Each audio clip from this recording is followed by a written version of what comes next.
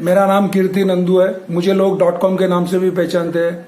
मोरारी बापू कहते हैं कि जब आप डॉक्टर के पास अपना ईसीजी निकालने को जाते हैं और अगर उसके अंदर सीधी लाइन आ गई तो डॉक्टर आपको मृत घोषित कर देगा, मरा हुआ घोषित कर देगा।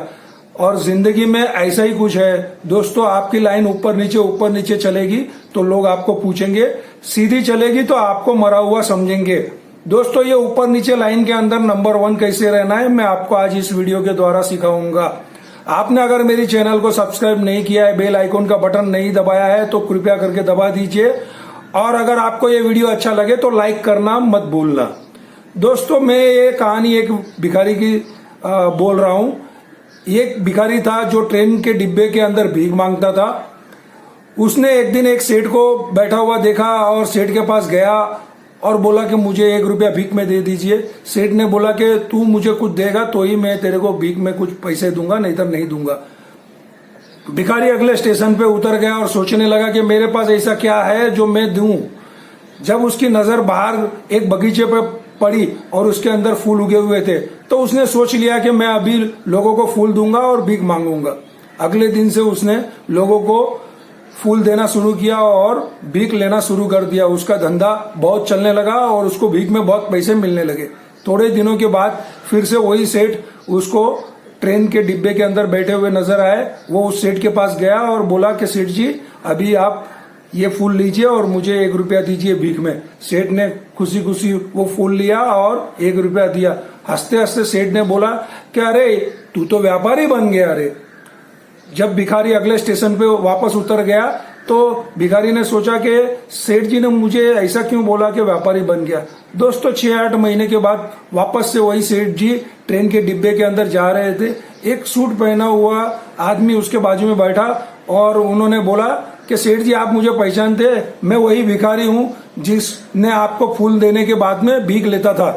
तो मैं आज बहुत बड़ा फूलों का व्यापारी बन गया हूं और मेरी दुकान भी है और अगले स्टेशन पे मैं होलसेल में फूल लेने के लिए उतर रहा हूं। और ऐसा करके वो सेठ जी के पैर छू के अगले स्टेशन पे उतर गया। दोस्तों, ये कहानी में आपने ये सीखा कि जब भी सेठ ने उसे बोला और उसने उस बोलने पे गौर किया कि क्यों मुझे सेठ ने ऐसा बोला। क्या आप काम करते हो, आप नौकरी करते हो और सेठ जब भी आपको बोलता है तो आप सोचते हैं कि मुझे सेठ ने ऐसा क्यों बोला? या आपका कोई प्रोडक्ट कैंसिल होता है या रिजेक्ट होता है या उसकी डिमांड नहीं होती है मार्केट में, आपने कभी सोचा कि इसकी डिमांड क्यों नहीं है? आपने कभी सोचा कि मेरे अगले महीने में सेल ज्यादा था, ये महीने में कम हो गया? आपने कभी सोचा कि आपको कोई अच्छा आदमी छोड़ के आपकी कंपनी में से चला गया? दोस्तों, ये क्यों शब्द आपकी जिंदगी में बहुत मायने रखता है। ये क्यों, इंग्लिश में इसे वाई कहते हैं, हिंदी में इसे क्यों कहते हैं। ये क्यों आपको है ना, आपके अंदर से वो ताकत निकालेगा जो आपको आगे बढ़ने के लिए बहुत काम आएगी।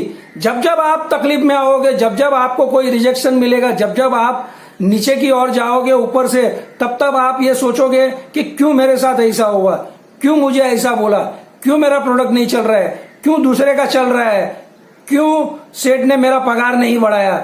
दोस्तों, हाँ, ये क्यों को अच्छी तरह से याद रखिए और ये क्यों को हर जगह पे लगा दीजिए। आपकी कंपनी में, आपके बेडरूम में, आपके हॉल में अच्छी सी फ्रेम करके ये क्यों को लगाइए। क्योंकि जब भी आपको कोई दोस्त मिले, आपको मिलने को आए और वो पूछे ये क्या है, तब आपको हर घड़ी याद रहना चाहिए कि ये क्यों क्या है, वाई, क्यों। ये आपकी जिंदगी बदल देगा। दोस्तों, आप रतन टाटा को तो पहचानते ही होंगे। रतन टाटा की टाटा मोटर्स 1998 के अंदर बहुत ही खराब हालत में आई और उन्होंने उसे बेचने का सोचा और उन्होंने अमेरिका की फोर्ड कंपनी के साथ में ये डील तय करने के लिए अमेरिका चले गए। दोस्तों, वो जब भी अमेरिका गए तब बिल फोर्ड ने उन्हें खरा खोटी सुनाई और उन्होंने ये कहा कि जब तुम्हें मोटर बनाना नहीं आता है तो आप इतना पैसा उस पर खर्चा क्यों किया, और ये आपकी कंपनी खरीद के मैं आपके ऊपर एहसान करता हूं। दोस्तों, रतन टाटा ने उसी टाइम पे सोच लिया कि मुझे ये कंपनी नहीं बेचनी है और वो वापस आ गए। और वापस आने के बाद उन्होंने सोचा कि क्यों मुझे बिल फोर्ड ने ऐसा बोला और उन्होंने अपनी पूरी मेहनत लगा दी और पूरी ताकत लगा दी। और दोस्तों 2008 के अंदर उन्होंने फोर्ड कंपनी की जैगवार और रेंज रोवर ये दो ब्रांड को अच्छे दामों पे खरीद लिया। और बिल फोर्ड भारत आके रतन टाटा को वो कंपनी बेचने के लिए तैयार हो गए। जब रतन टाटा ने ये कंपनी खरीद ली तो बिल फोर्ड उनके गले मिलके एक ही बात बोले कि ये कंपनी खरीद के आप मेरे पे बहुत बड़ा एहसान करते हो। हाँ दोस्तों, जिंदगी में आपने भी कभी ऐसा किया है कि कोई चीज आपको नहीं मिली है तो आपने सोचा है कि क्यों मुझे नहीं मिली, क्यों मेरे को ऐसा लग रहा है कि ये ऐसा बोल रहा है, क्यों मेरे साथ में ऐसा हो रहा है। दोस्तों आप जरूर सोचिए कि क्यों। ये क्यों शब्द आपको छोटा लगेगा मगर ये बहुत काम का चीज है। तो दोस्तों आप कभी भी है ना क्यों शब्द के अंदर ज्यादा डिटेल में जाइए। दोस्तों आपको मालूम है आल्वा एडिसन जिसने बल्ब का आविष्कार किया है वो 9,999 बार फेल हुआ और 10,000वीं बार में वो पास हुआ बल्ब बनाने के लिए। दोस्तों उसने 9,999 बार यही सोचा था कि मेरे साथ में ऐसा क्यों हो रहा है। दोस्तों आपने कभी भी सोचा मेरे साथ में ऐसा क्यों हो रहा है, मेरी कंपनी क्यों नहीं चल रही है, अगले महीने से सेल कम क्यों हो रहा है। दोस्तों आप ये क्यों शब्द को बहुत ही अच्छी तरह से यूज करेंगे तो आप नंबर 1 बनोगे। मैं बहुत ही सिंपल शब्द आपको दूंगा मगर दोस्तों मेरा ये प्रैक्टिकल नॉलेज है। मैं बहुत ही आड़े टेढ़े शब्द नहीं बताऊंगा, मैं बहुत ही सिंपल शब्द बताऊंगा और आपको वो सिंपल शब्द पे बहुत ही गौर करके सोचना है। दोस्तों आज और एक अच्छी बात बताता हूं आपको। मैं 4 पिक्चर बोलूंगा और आप वो 4 फिल्म जरूर से देखना क्योंकि वो 4 फिल्म ऐसी है ना कि वो बार बार देखने से आपको मोटिवेट करेगी। जिस दिन भी आप कमजोर हो जाओगे वो 4 फिल्म को जरूर देखना।